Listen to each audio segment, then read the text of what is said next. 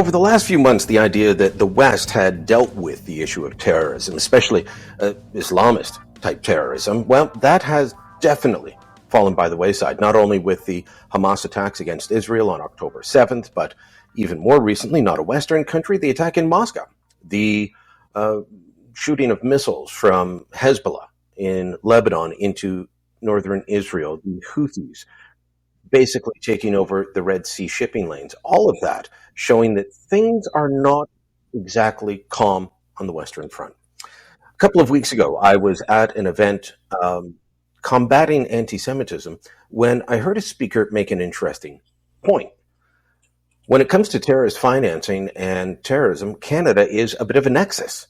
The man who said that joins us now. His name is Haras Rafiq. He is the CEO of Quilliam. He is someone who has been on the board of Secure Canada here in this country, but also has advised American, British, French governments and agencies on dealing with radicalization and terrorism. He joins me now from Toronto. Thanks so much for the time, Haras. My pleasure, and thank you for having me on your show. It's an honor to be on. That statement about Canada being a nexus for terrorist financing, it surprised me to hear someone say it out in public quite like that. It's something that we've discussed. We've talked about some of the protests in this country being funded by outside sources to get people to show up, things like that. But what did you mean by that? Is Canada a place where terrorist financing gets laundered? Is Canada a place where terrorist financing is raised? How are we a nexus? So there was a time, and it still probably is pretty significant, that London, because of the laws, because of the finance laws, and being the hub of the financial trade around the world at one time, was the hub through which money laundering, funding for terrorism, funding for extremism, has been the nexus and the hub.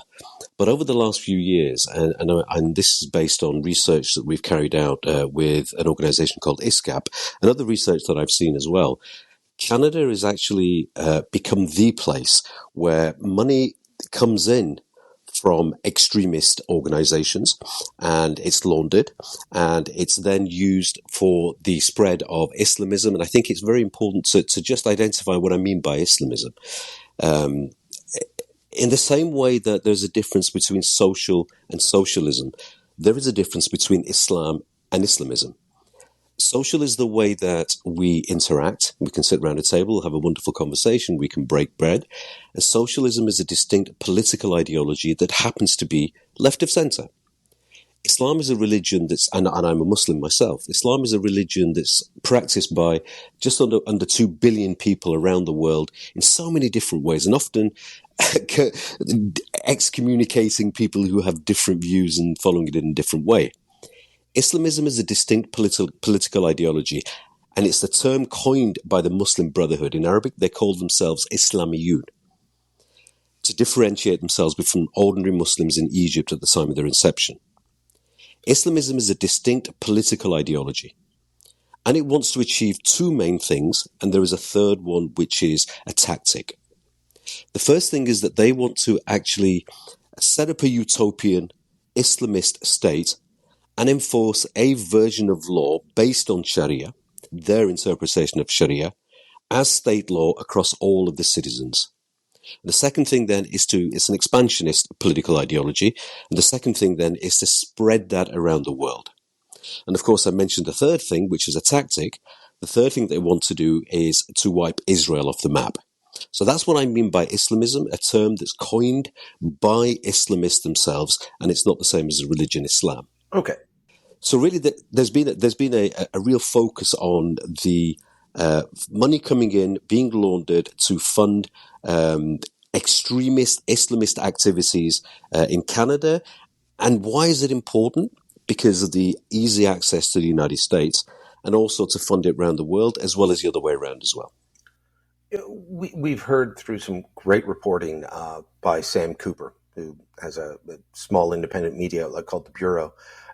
Or that when he was with Global News, he's done great reporting on the money laundering that's gone on in British Columbia, Vancouver in particular, dealing with Chinese money coming in, often triads, illegal gangs, sometimes money laundering happening with the blessing of the dictators in Beijing. In that, there, even though it's often a government tied into it, there is a criminal element side of it as well. And that has been massive. They've used real estate, they've used casinos. But we haven't heard the same on this side. So, are we talking about money coming in from Iran, money coming in from to fund groups like Hamas or Hezbollah? Where does the money come from, and where does it end up? Sure. One of the biggest, by the way, the mechanisms that you've described are not exclusive to China.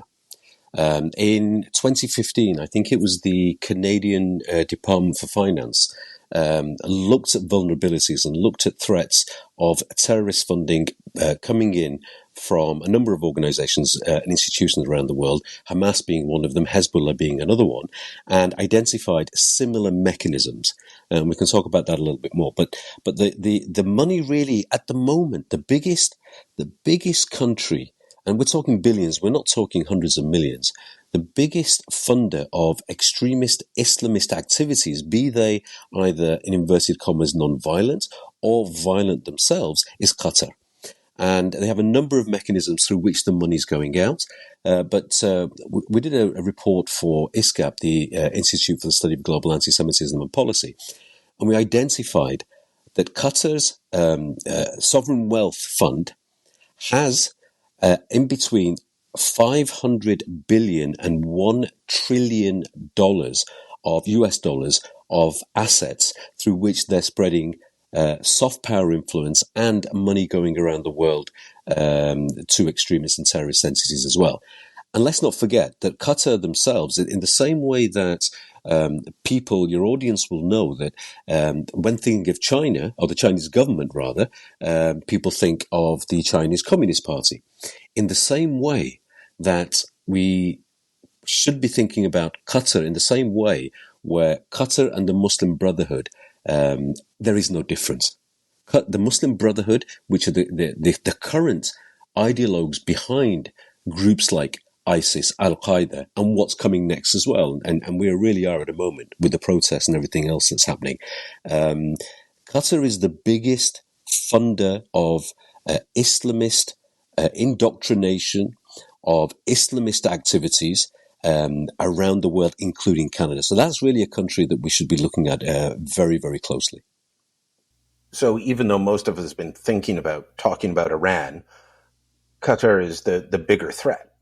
At this moment in time, Qatar is a bigger threat. Let's not forget, and I'll explain why that is. I mentioned that Qatar is the Muslim Brotherhood and Qatar are the same. Let's not forget Hamas, in their own charter, basically called themselves the Palestinian chapter of the Muslim Brotherhood.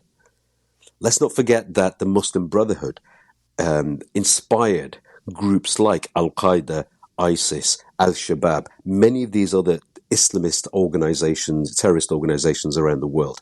Without the ideology of the Muslim Brotherhood, there would be no Islamist terrorist activity. And Qatar is a country that's been quietly getting on with what they want to do, with what they need to do in terms of spreading their indoctrination around the world through money. Qatar also hosted, and some of it not so quiet, Qatar funded Hamas for many, many years. Qatar hosted the Taliban. Let's not forget that the senior leaders of Hamas have been in Doha, in Qatar, for many, many years. Qatar has been quietly getting on, and sometimes I mention not so quietly, getting on with what they want to do for years.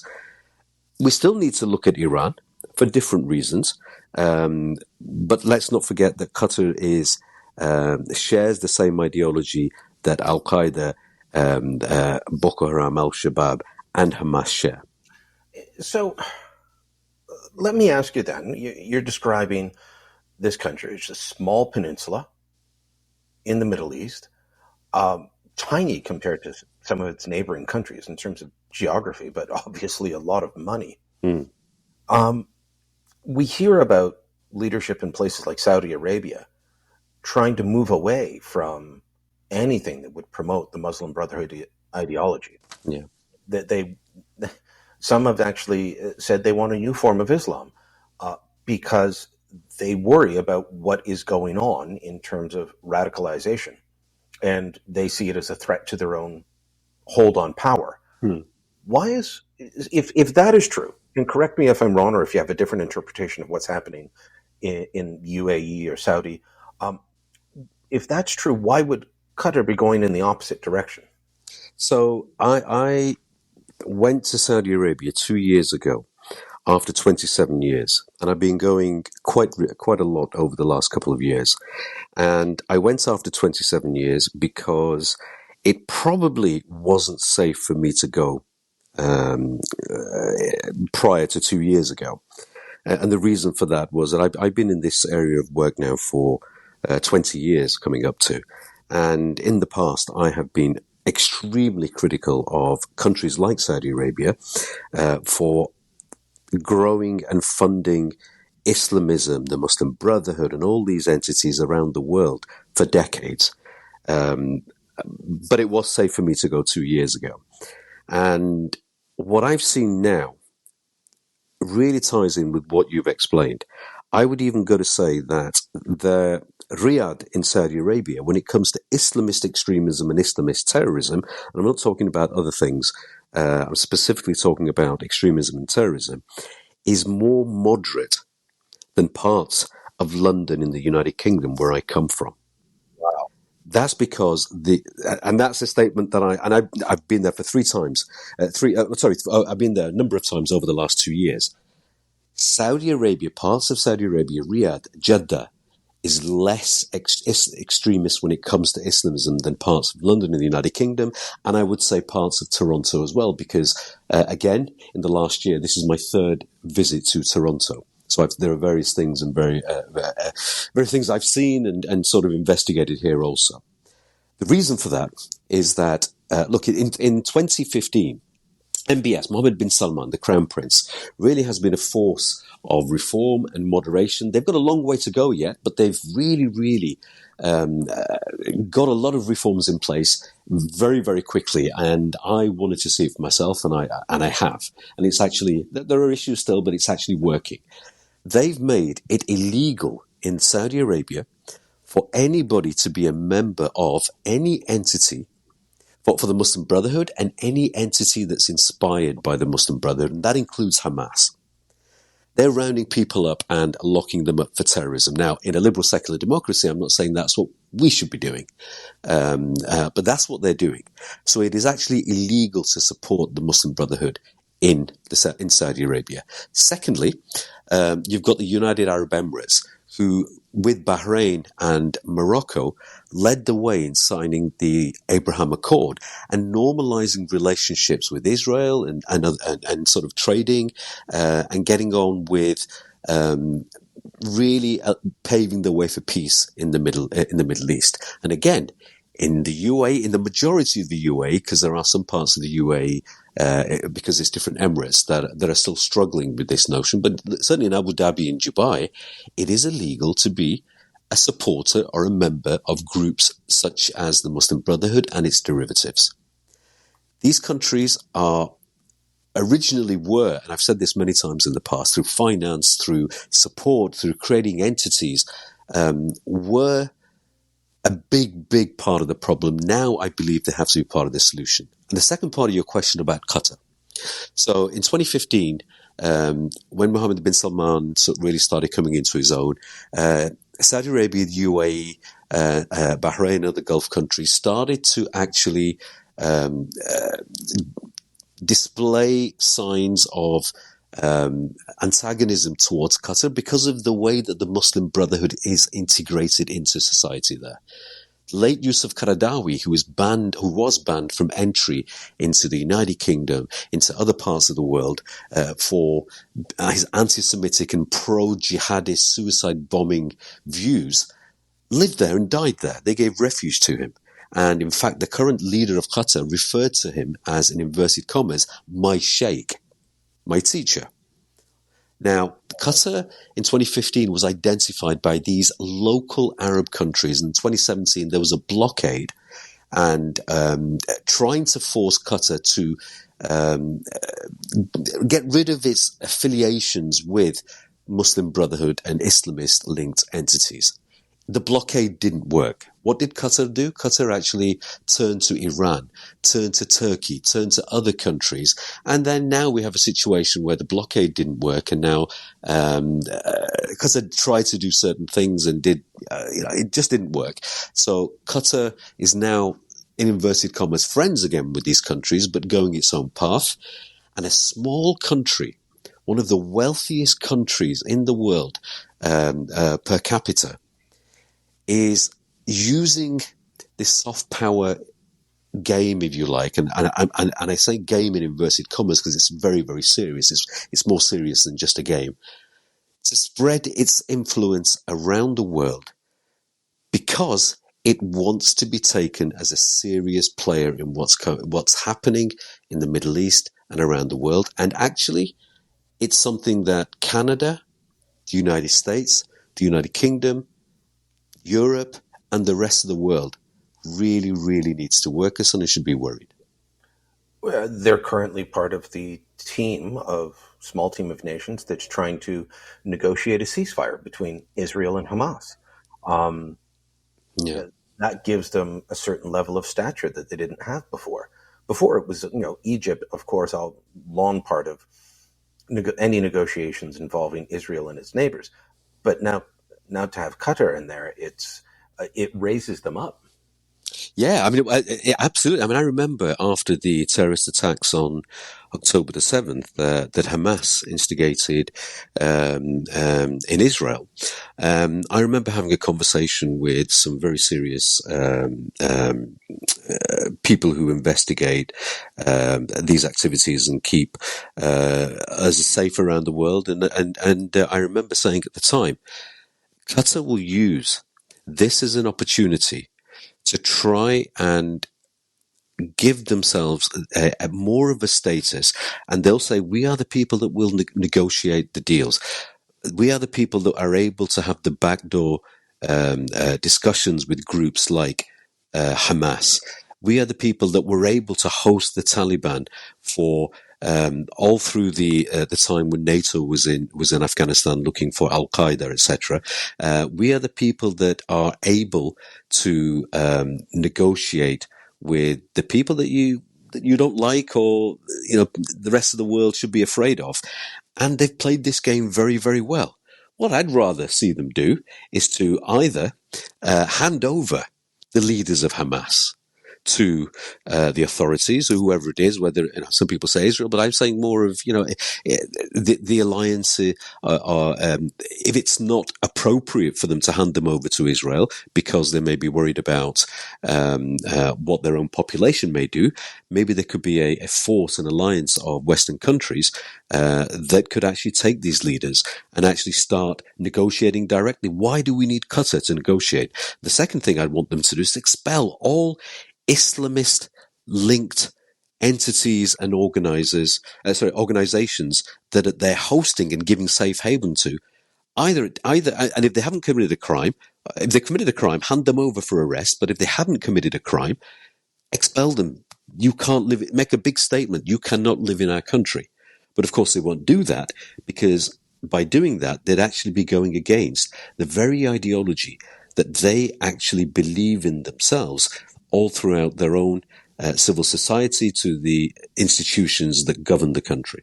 What you just described of them using this to their advantage to try and gain stature, that sounds like the arsonist showing up to put out the fire and declaring themselves a hero. I totally agree. Look,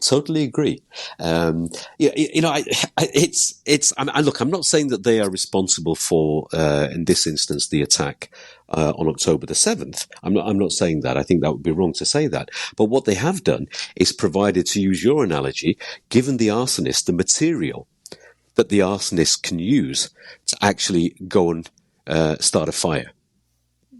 That's the subtle difference between the arsonist and the person that says, "Here, have the material, have the kerosene, the petrol, or even the matches, or the lighter, or whatever it is." They have created this safe haven in the region for Islamist entities to operate. One of the things, Brian, people often talk about Islamist terrorism, and they say, they'll talk about Al Qaeda in the past and say Al Qaeda terrorism and Al Qaeda extremism, and they'll talk about ISIS, and now what comes next, and that's, I think, is very important to touch on as well. Let's not forget that Al Qaeda, ISIS, Hamas, all of these groups did not cause extremism. Islamist extremism, influenced and caused and allowed these organizations to exist. It's the Islamist extremism that inspired these organizations, not the other way around. And Qatar has been hosting groups like the Taliban and Hamas there for a long time. Well, the Hamas leadership, while complaining about the plight of civilians in Rafah, are living in 5-star accommodations in Qatar right now. The best hotels, I'm told. The billionaires. I mean, Hamas has billionaires, probably more billionaires than per capita than any other organization, institution in the world. Every single there's a concept, and we're talking about financing terrorism again, and I've mentioned a little bit about the money coming into Canada, the money laundering, and I will expand on that. But let's not also forget the money going the other way as well. There are people, whenever something happens in the region, and I get it, as a Muslim myself, as a human being myself, I get it. And when people actually want to give money to try and alleviate suffering around the world, and there are innocent people in Gaza right now who, as a result of what Hamas did and now Israel's retaliation, that are suffering. When money has been going for Gaza, there has been a clear system of people taking their cut, including Hamas.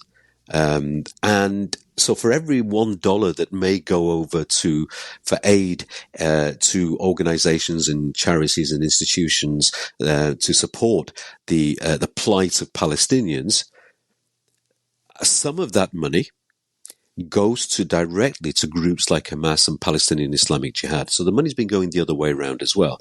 And these guys have been, whether that's from individuals and whether that's from agencies, and, we've seen some of the stuff with UNRWA recently, and the fact that there have been many members of staff in UNRWA who actually belong to organizations like Hamas and operational for them, and have been operational for them. There's been a big cut of money. There is a big cut of money, a big slice that goes for assistance for Palestinians in the region, that goes to these guys. And these guys are not just some of these guys. It's been estimated, are worth $4 billion, $5 billion. That's extremely hypocritical for them to sit in their 5-star hotels and lament the suffering of people that are dying in Palestine and Gaza, whilst they're enjoying their steaks and living a life of luxury. It's extremely hypocritical, but that's how it works. We need to take a quick break, but when we come back, Harris, I'd like to talk to you more about this money laundering, the money coming in, the money coming out of Canada. Is it paying for the protests, which are global and were instantaneously well organized? We'll talk about all of that when we come back. So if Canada is a nexus for terrorist financing, where does it come from? Where does it go to? That, I guess, becomes the main question. Harris, we're talking about money coming in, and you mentioned Hamas, Hezbollah, some of the groups. Is Qatar laundering money here to take away the scent of where it comes from? Is Iran laundering money here to make it seem legitimate when it goes out to different organizations? Yeah, but when we look at the money laundering process, and we look at specifically how money is laundered to clean it from countries, whether it's Qatar, Iran, China, or whoever it is, there's really four key parts of the process. The first part is obviously the source, and that's the source that's coming from countries such as Qatar, Iran, China, etc., and others as well. And then we've got the second part of the process, which is the placement. And that's actually putting the money into some sort of financial system. And Qatar, for example, is using, I guess, 3 or 4 main entities for this. They have the Sovereign Wealth Fund, which is the Qatar Investment Authority, and then they have the actual another source, which is Qatar Foundation, which is the education. Then they have the humanitarian, which is Qatar Charity, and then there's the development arm, which is the Qatar Fund. And that's where the placement part of this strategy is going. Then what we're finding is that the third part, which is layering, and that's the transferring to money of the money once it's in the financial system, transferring in to conceal the origins of the funds. And there are groups and organizations in Canada itself, because Canada is the second, I believe the second largest country in the world. I think it's the 10th current. I think as of last year, I think it was the 10th largest economy in the world, if not mistaken. Canada has its federal law, but it also has 13 provinces / territories, which will operate a lot of the way that they look at financial crime in different ways. It's the United Kingdom, London, the whole of the United Kingdom, for example, which has been the nexus, has one law throughout England, Scotland, Wales, and the United Kingdom, Northern Ireland, when it comes to financial crime and financial issues. Canada has 13 provinces that differ slightly. Yeah. So if you're using a bank, then that is a federal institution. But there are, for example, credit unions. Yeah. Or caisse populaires, as they're called in Quebec, which are provincially regulated. And while they would fall under some federal law for reporting, there's provincial laws that mainly govern them. Exactly. So it's actually easier for the placement, and then the next phase, which is the layering, transferring the money to conceal the origins of the funds. And there are charities, there are organizations which say and claim they work on the development of Islam. There could be organizations which are specifically and primarily set up for education. There could be casinos. You mentioned it seems at odds, for Islamist entities to actually layer money in casinos, but it actually is happening. Then you've got a whole bunch of other organizations and institutions which fall into the wider civil society bracket.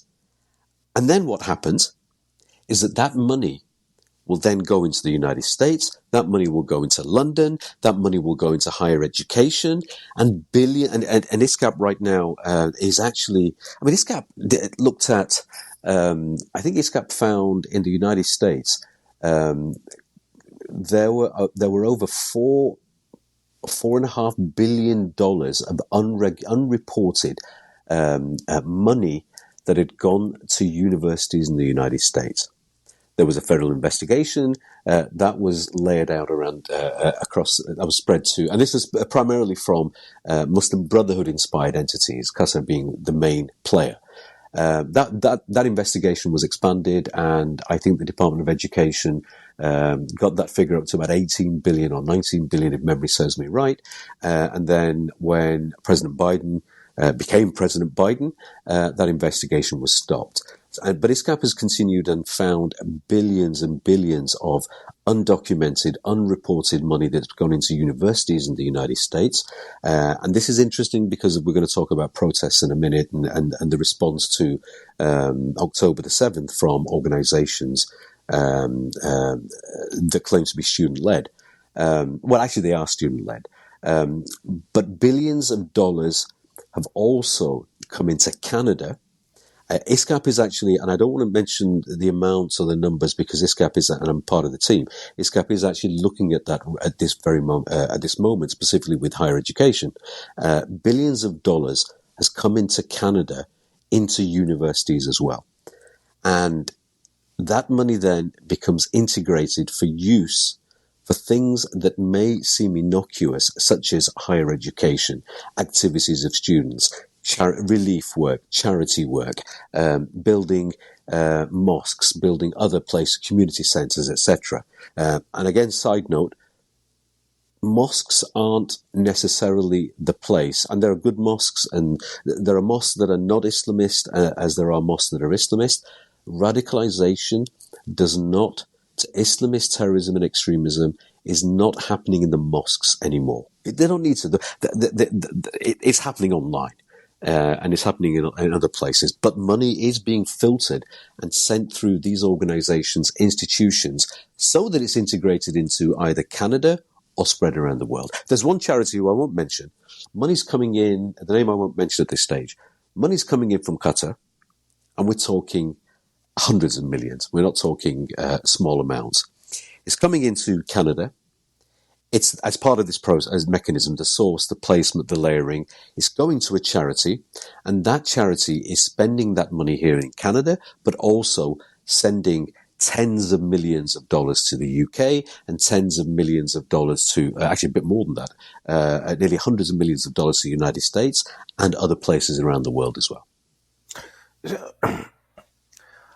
I do want to relate this partly to the protests, because the protests that are often described as pro-Palestinian, and I describe them as pro-Hamas, because I've been to too many of them to believe otherwise at this point. Right. I've never heard one call for a release of hostages, one call for Hamas to agree to a ceasefire. Yeah. All the calls and chants are aimed at Israel, the little Satan, as the Iranians would say. And myself and my colleagues have been looking and trying to find the source of these funds. We believe Qatar and Iran are behind it, but have not seen the proof yet. Yeah. And the reason that I ask is these are not grassroots protest movements that sprung up in Toronto, in Montreal, in London, in Washington, D.C., in cities around the Western world. Some of them were organized with slick graphics calling out people to protest on October 7th. On October 7th, there were immediate social media campaigns. Come to this protest in Montreal tomorrow, October 8th. In Toronto, it was October 9th, and so on and so forth. And you see this around the world, and they are far too organized for there not to be money behind it. No, absolutely. I remember when Osama bin Laden was killed. I remember having a meeting with one of my senior members, with a very, very senior civil servant bureaucrat, and he turned around to us and said, "Hey, job done. We've won. The war is won. We've defeated Islamist terrorism." And myself and my colleagues, we just looked at each other and we tried to explain to him how it wasn't. And we actually did a paper called "It's the Ideology, Stupid." When that was the paper, we published it. But we were waiting for the next incarnate, what's coming next. There were pockets of Al-Shabaab. Okay, that was happening primarily in Africa, Boko Haram. But what's the next global Islamist terrorist entity? Of course, ISIS declared the Islamic State, and that became the next global entity that is inspiring Islamist terrorism. When Baghdadi was killed, similar exercise again, and myself and a lot of colleagues and some very, very serious people around the world that we've been advising and working with have been waiting for what comes next. We're at that moment, that what comes next. Initially, my working hypothesis was that we called it Hamas International, in inverted commas. And there are elements of that, what I call Islamism beyond Islamists. And I will touch on the money part, but I think it's very important because this will explain the phenomenon a little bit that you mentioned, how they were ready on October the 7th, October the 8th. Of course, there was intelligence, there was chatter, there were people that knew what was going on. Of course, all of that was the case. But what Hamas, and we can talk about, I asked myself the question on October the 7th, why now? Why did Hamas do this now? And what are they hoping to achieve? Well, the why now, I genuinely believe, this is my analysis, I genuinely believe the why now was to try and derail the potential probable normalization process that could have happened between other countries in the Middle East, including Saudi Arabia and Israel. What have they achieved and what were they hoping to achieve? I think that they were hoping that the Iranian proxies would jump in and support them. So they're hoping as Hezbollah would attack from the north, and the Houthis have done pockets of assistance in inverted commas. But that never really materialized. That didn't happen in the way that I believe that they expected it and possibly were even promised that it would happen. But the other elements of what they've achieved something akin to what Adolf Hitler did in the 1930s.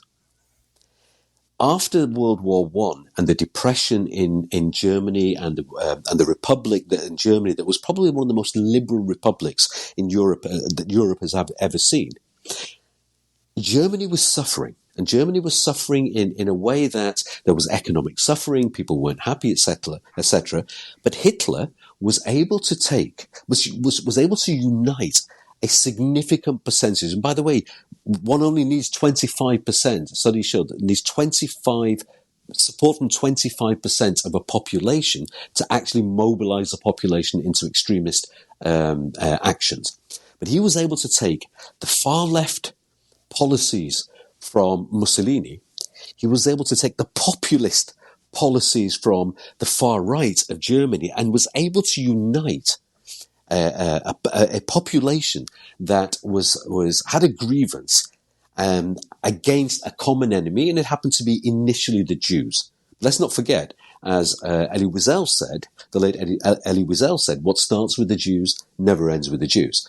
And of course, we know that in Germany at the time, Hitler started with the Jews, and we had the Shoah and the Holocaust, but then expanded to Poland and other countries, and we had World War II.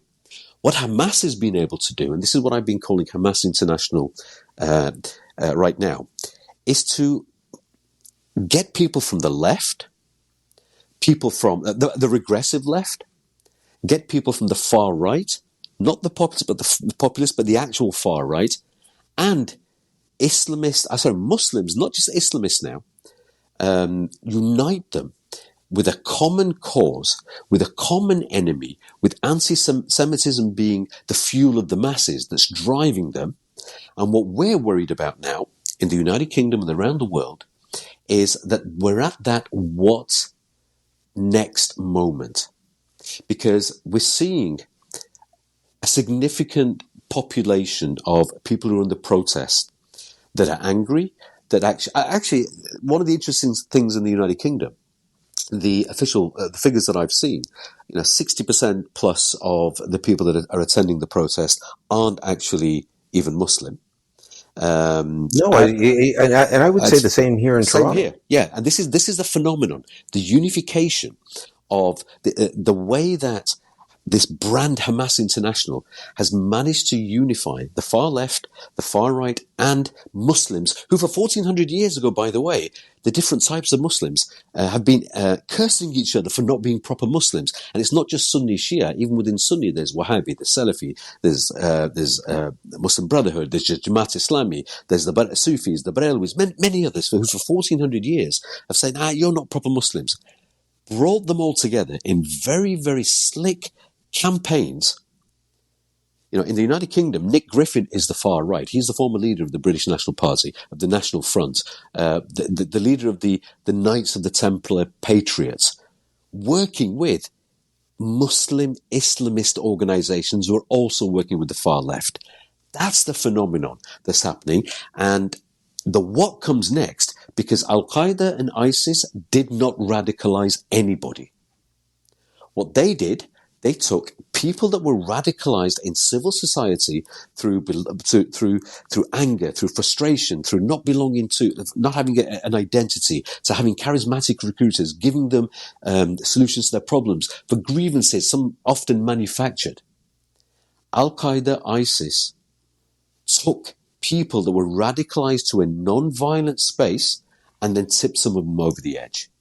The volume of the people and the way that this triple threat has actually come together, the regressive left, the far right, and Islamist theocracies, the way that it's come together is a massive, massive, huge boost to the what comes next, which won't be centralized. It'll be decentralized. Canada will, and mark my words, Canada will have its violent problem of violence which is inspired by Islamism, the terrorism. It's just as every other country will because of what's happened. But it will be decentralized, but so it won't be command and control like ISIS was and Al-Qaeda has been, but it will be all inspired against a common enemy, initially, the Jews in Israel, but more so the West. That has taken some serious funding. That funding has come from a number of mechanisms through the process that I mentioned. Some of that money has been coming from the left itself, from the far left, trade unions and various people. Some of that money has been coming from elements of the right, shall we say, the far right, the actual fascist far right. But a lot of money has been coming in from proxies who have been part of the process I mentioned from the Middle East. Qatar and Iran have been, or rather, should we say, people from Qatar and Iran have been playing a leading role in that. Unreal.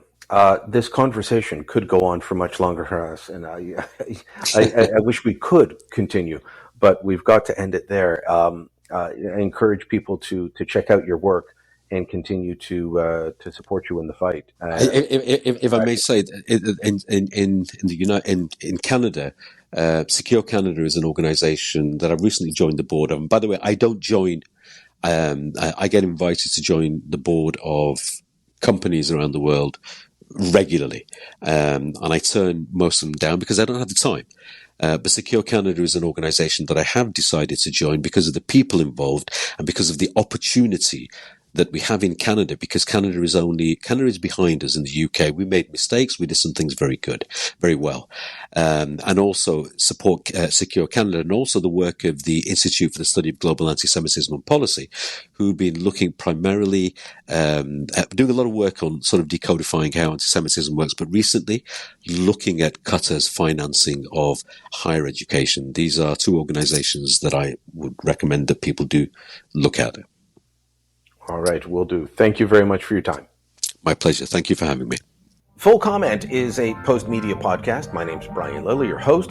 This episode was produced by Andre Prue with theme music by Bryce Hall. Kevin Libin is the executive producer. You can subscribe to the Full Comment podcast on Apple Podcasts, Spotify, Amazon Music, the new YouTube podcast. Listen through your Alexa-enabled devices anyway that you can. You can also help us out. Leave us a rating.